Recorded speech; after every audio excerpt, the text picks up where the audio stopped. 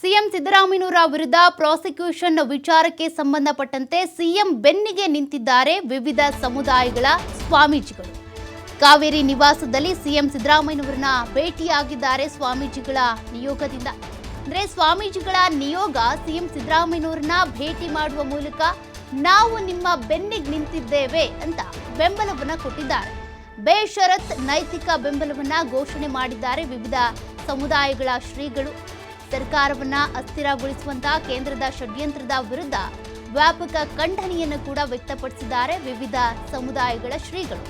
ನೋಡೋದಾದ್ರೆ ಒಂದೇ ಸಮುದಾಯದ ಶ್ರೀಗಳು ಯಾರು ಕೂಡ ಭೇಟಿ ಕೊಟ್ಟಿಲ್ಲ. ಬೇರೆ ಬೇರೆ ಸಮುದಾಯದ ಶ್ರೀಗಳು ಕೂಡ ಸಿಎಂ ಸಿದ್ದರಾಮಯ್ಯನವರನ್ನ ಭೇಟಿ ಮಾಡಿ ನಾವು ನಿಮಗೆ ನೈತಿಕವಾಗಿ ಬೆಂಬಲವನ್ನ ಕೊಡ್ತೀವಿ ಅಂತ ಬೆಂಬಲವನ್ನ ಸೂಚಿಸಿದ್ದಾರೆ. ಜೊತೆಗೆ ಕೇಂದ್ರ ಸರ್ಕಾರ ಈ ರೀತಿಯಾಗಿ ರಾಜ್ಯ ಸರ್ಕಾರವನ್ನ ಅಸ್ಥಿರಗೊಳಿಸುವಂತಹ ನಡೆಯನ್ನ ಏನು ತೋರಿಸ್ತಾ ಇದೆಯಲ್ಲ, ಅಸ್ಥಿರಗೊಳಿಸೋದಕ್ಕೆ ಅಂತ ಈ ರೀತಿ ರಾಜ್ಯಪಾಲರ ಮೂಲಕ ಸಿಎಂ ಸಿದ್ದರಾಮಯ್ಯನವರ ವಿರುದ್ಧ ಪ್ರಾಸಿಕ್ಯೂಷನ್ಗೆ ಅನುಮತಿ ಕೊಟ್ಟಿದೆಯಲ್ಲ, ಇದನ್ನ ನಾವು ಕೂಡ ಖಂಡಿಸ್ತೀವಿ ಅಂತ ಶ್ರೀಗಳು ಇದೇ ಸಂದರ್ಭದಲ್ಲಿ ಸಿದ್ದರಾಮಯ್ಯನವರಿಗೆ ಒಂದಷ್ಟು ಬೆಂಬಲವನ್ನು ಕೂಡ ಕೊಟ್ಟಿದ್ದಾರೆ. ಸಿದ್ದರಾಮಯ್ಯನವರ ಜೊತೆಗೆ ಮಾತನಾಡಿದ್ದಾರೆ. ಕಾವೇರಿ ನಿವಾಸದಲ್ಲಿ ಸಿಎಂ ಸಿದ್ದರಾಮಯ್ಯನವರನ್ನ ವಿವಿಧ ಸಮುದಾಯಗಳ ಶ್ರೀಗಳು ಕೂಡ ಭೇಟಿ ಮಾಡಿ ನಾವು ನಿಮಗೆ ನೈತಿಕ ಬೆಂಬಲ ಕೊಡ್ತೇವೆ, ಜೊತೆಗೆ ಕೇಂದ್ರ ಸರ್ಕಾರದ ಈ ಒಂದು ಸಾಂವಿಧಾನಿಕ ವಿರೋಧಿ ನಡೆಯನ್ನ ನಾವು ಕೂಡ ವಿರೋಧಿಸ್ತೀವಿ ಅಂತ ಕೂಡ ಹೇಳಿದ್ದಾರೆ.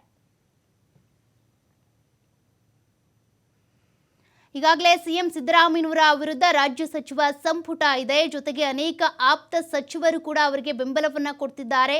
ಕಾನೂನು ಸಲಹೆಗಾರ ಆಗಿರುವಂಥ ಪೊನ್ನಣ್ಣ ಅವರು ಕೂಡ ಅವ್ರ ಜೊತೆಗೆ ಅನೇಕ ಬಾರಿ ಭೇಟಿ ಮಾಡಿ ಇದ್ರ ಬಗ್ಗೆ ಕಾನೂನು ಸಲಹೆಗಳನ್ನು ಕೊಡ್ತಾ ಇರ್ತಾರೆ. ಅದರ ಬೆನ್ನಲ್ಲೇ ಈಗ ಸಿಎಂ ಸಿದ್ದರಾಮಯ್ಯನವ್ರನ್ನ ವಿವಿಧ ಸಮುದಾಯಗಳ ಶ್ರೀಗಳು ಕೂಡ ಭೇಟಿ ಮಾಡಿ ಮಾತನಾಡಿ ಬಂದಿದ್ದಾರೆ.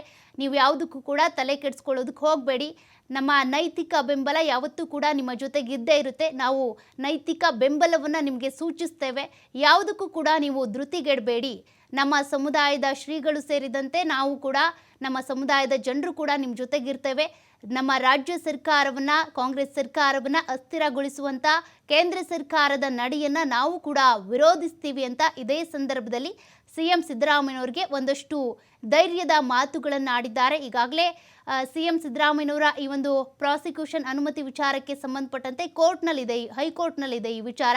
10 ದಿನಗಳ ಕಾಲ ಈಗಾಗಲೇ ಮಧ್ಯಂತರ ತಡೆಯನ್ನು ಕೂಡ ಹೈಕೋರ್ಟ್ ಒಡ್ಡಿರೋದ್ರಿಂದ ಸಿದ್ದರಾಮಯ್ಯನವರಿಗೆ ಒಂದು ಸ್ವಲ್ಪ ರಿಲೀಫ್ ಸಿಕ್ಕಂತೆ ಕಾಣಿಸ್ತಾ ಇದೆ. ಇದೇ ಸಂದರ್ಭದಲ್ಲಿ ಅನೇಕರು ಸಿದ್ದರಾಮಯ್ಯನವ್ರನ್ನ ಭೇಟಿ ಮಾಡ್ತಾ ಇದ್ದಾರೆ. ಈಗಾಗಲೇ ಹೈಕಮಾಂಡ್ನಿಂದ ಕೂಡ ಅನೇಕ ನಾಯಕರು ಕಾಲ್ ಮಾಡಿ ಮಾತನಾಡಿದ್ದಾರೆ, ಅವರಿಗೆ ಬೆಂಬಲವನ್ನು ಸೂಚಿಸ್ತಾ ಇದ್ದಾರೆ. ನಮ್ಮ ಬೆಂಬಲ ನಿಮ್ಮ ಜೊತೆಗೆ ಇದ್ದೇ ಇರುತ್ತೆ, ತಲೆ ಕೆಡಿಸ್ಕೊಳ್ಳೋದಕ್ಕೆ ಹೋಗಬೇಡಿ, ಧೃತಿಗೆಡಬೇಡಿ, ನೀವು ರಾಜೀನಾಮೆ ಕೊಡೋದಕ್ಕೂ ಹೋಗಬೇಡಿ, ಕಾನೂನಿನ ಹೋರಾಟ ಮಾಡೋಣ ಅಂತ ಸಪೋರ್ಟ್ ಮಾಡ್ತಿದ್ದಾರೆ.